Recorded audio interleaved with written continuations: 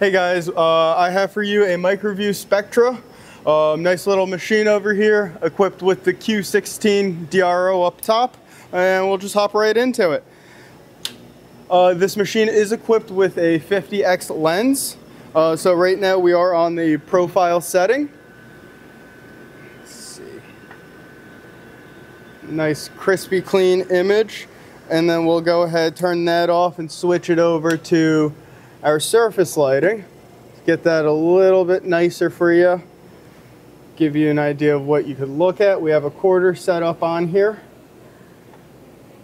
With this 50x lens, you could definitely see all the imperfections. And if you wanted to, you could go ahead and do both projection, a profile and the surface. And that's really all there is to it. Again, this is the MicroView Spectra. Thank you very much.